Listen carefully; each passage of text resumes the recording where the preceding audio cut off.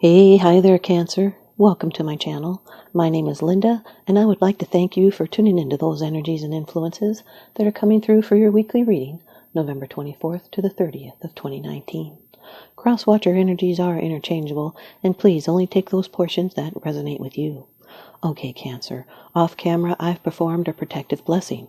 I've meditated over and shuffled these cards just for you. Your first card.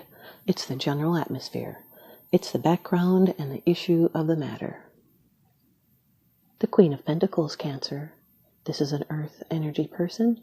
Taurus, Virgo, Capricorn, Sun, Moon, Rising, Venus. This is a person that's domestic. They're practical and capable and orderly. They're generous and benevolent, and they respect money as a tool, but they do not worship it. They want tangible results from the money they distribute or offer. This can indicate security, fertility. This can be someone's mother, someone that's nurturing. Can represent harvest after a lot of labor. It's prudent uses of resources. This is someone that's protective and nurturing and resourceful. They're down to earth. They're healthy. They're a homemaker. This can represent material concerns or help given of a practical nature.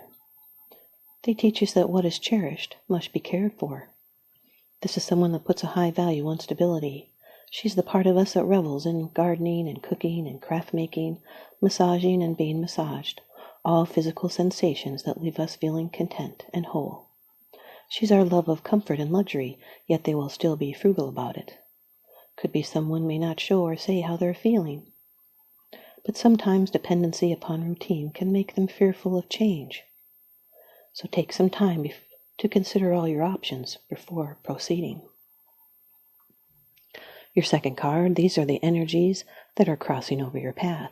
This is your subconscious influences that you are unaware of. The Eight of Wands, Cancer. This is fire energy. It's a card of activity. Busy, exciting, hopeful period. The end of delays. This can be communications. It can also be letters of love. This can represent someone's Mercury in Sagittarius. This is a card of movement, action. It's a sudden burst of energy. It's full of surprises and opportunities, and it's up to you to choose.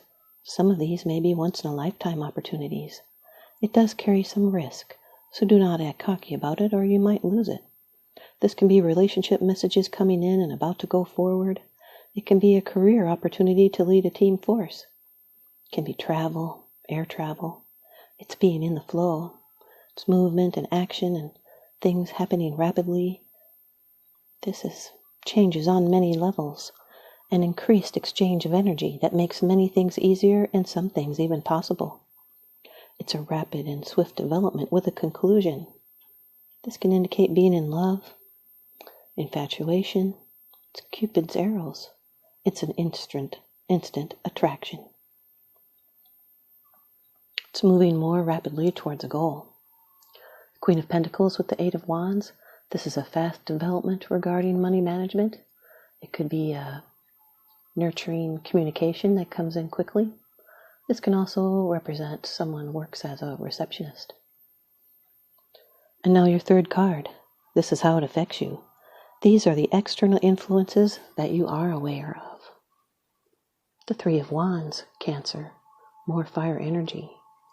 This is plans that you've already put into action, and now you're waiting the results. This is a card of your ship coming in. Your expectation, you're waiting for something. This can represent someone's sun in Aries. Success is on the horizon. You're preparing for what is to come. This is also a travel card. Could even be long distance travel. This is working on already established patterns. It's others responding to you in a positive way, so use your confident attitude. It's foresight and long-term plans and no turning back now.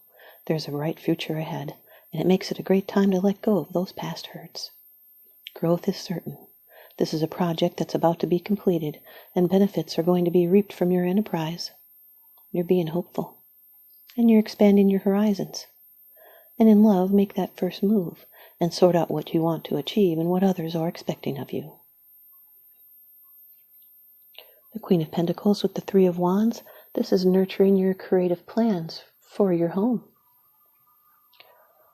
And your fourth card. This is the position of the future. It's the results, the outcome, and the resolution, which can be a surprise in the future position. Number 12 of the major arcana in the Rider-Waite deck, the Hanged Man. This can be a Pisces, Sun, Moon, Rising, Venus. This card is ruled by Neptune, which makes it watery. This has to do with a sacred pursuit, a new perspective, with a sacrifice. It's attachment and suspension. It's self-surrender to a higher wisdom, surrendering to what is. It's patience and waiting or reviewing. You may be clinging to something unfulfilling. You'll need to let go and move on. This is someone who knows their own mind. They're independent with their own values. It can be peace and self-reliance that follow a difficult period, especially one of self-examination. This is being humble and self-sacrificing, feeling frustrated or lost, or feeling like you're in limbo or you're powerless to affect change. This is a unique point of view and a sacrifice for a greater good. You're suspended between the past and the future, but a new direction in your life is in the making. There may be some readjustment needed, but there's no hurry. So pay attention to your inner development and be prepared to dance to a different drummer in the future. This is a need to, or it's the voluntary giving up of something in order to get something of a greater value. And there will be a time of greater understanding. You're simply suspended in a time so that you can recognize what needs to be changed in the personality in order to embody more light. That's what the nimbus around the man's head represents. This is new insight, awareness, and enlightenment. The Queen of Pentacles with the Hanged Man. This is a change of perspective and approach. And now your fifth card. It's the bottom of the deck card. The underlying issue. This is what's unseen. It's unseen because you're not sharing it with others yet, but you are consciously aware of this. Number 18 of the major arcana in the Rider-Waite deck. The Moon. Another card of Pisces or Cancer. Sun, Moon, Rising, Venus. This is a card of feeling insecure. It deals in the realm of imagination and the subconscious.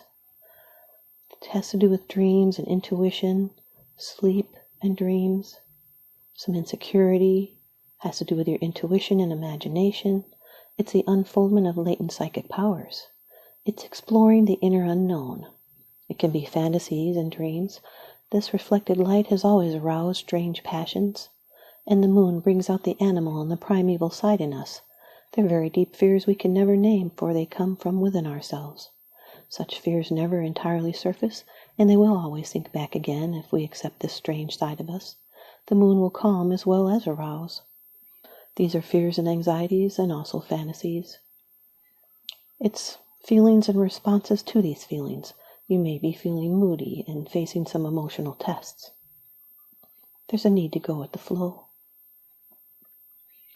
You're only seeing half of the information, and that brings on your insecurity. This is an end of a major cycle, but things are still changing. Can be mutable or dreamy qualities in relationships. It's a romance and communion of souls, a metamorphosis within the self. It's a time to look inward and examine personality traits, because change is possible from deep within. This can be qualities of others that are masked for good or bad. You'll need to examine contracts and projects for hidden meanings behind the written or spoken words. The Queen of Pentacles with the Moon. This is feeling insecurity about the path you're on. It's using intuition to bring physical and emotional richness, and it's examining your inner motives. The Eight of Wands with the Three of Wands. This is receiving lots of emails and texts. It can be marketing and media. The Three of Wands with the Moon card. This is, there will be news about your plans you have already set into motion. The Three of Wands with the Hanged Man. You'll be able to apply practical solutions to get out of your funk. There could be some lack of perspective. The Hanged Man with the Moon card. This can represent a creative genius. So relax and let your intuition flow. You might be holding back emotions. Can also represent excessive sleep, and you have to have your coffee in the morning. Here's your advice from the Oracle deck. Earth Magic by Stephen Farmer. Cancer, you've got DNA, representing karma. DNA. Karma, a concept in many Eastern religions, is a Sanskrit word implying the greater universal laws of cause and effect, providing an implied code of ethics within the structure of the seemingly endless cycles of birth, death, and rebirth, which we experience throughout our lives in many different versions. The mistaken notion about karma is that it's some kind of punishment, but it's far from that. In fact, in its purest form, it simply asserts that our conduct in this lifetime will determine our next incarnation. It has also come to mean how our behavior and actions in this lifetime create consequences in a slightly different version of the golden rule. We not only carry our soul's karma into this lifetime, but also embedded into the complex coding of our DNA is in our genetic ancestral karma. The double helix structure of DNA contains codes that have been passed down from our parents and grandparents as well as our ancestors. Therefore, we have some of the same genetic information that comes from the DNA of very early humans. In this card, we see two intertwined serpents with double helixes on either side. Variations of this archetypal image exist in many cultures, both traditional and contemporary. It's a graphic representation of the most ancient ancestry we can lay claim to, our DNA, the fundamental substance of life itself that provides substantial determination of our life path. Cancer, aspects of your soul entered into your primitive physical self long before you had begun to take form. While the DNA that you inherited from your biological parents has a physical component, it also has a soul pattern that came together in the creation of you. You are predisposed to follow the karmic dictates of this patterning to some extent, yet as you evolve in your consciousness and expand the light of awareness, you can make choices that shift and modify this ancestral design. This is one of those times. You can feel the tug of your soul that is both ancient and karmic, yet you also recognize the persistent and loving communication from your higher self that contradicts the more familiar solutions before you. The choice is up to you. But know that every time you heed the guidance of your higher self, no matter what etheric or physical form it takes, human consciousness is elevated. In a sense, it becomes a choice between destiny and fate. Fate is that which we cannot change. Destiny is that which you are most meant to do. Fate is what happens when we do not take responsibility for our own life. Destiny is what happens when we commit to growing and learning and taking chances. Being destined for greatness only comes through active, conscious decisions. Fate is what you cannot change because you never try for greatness. Destiny is potential. Thanks, you guys, Cancer. I hope you stay tuned in and leave me a comment or a thumbs up. And please subscribe. Now remember, what goes around comes around. So I'm sending you out love and light and blessings. Thanks for watching.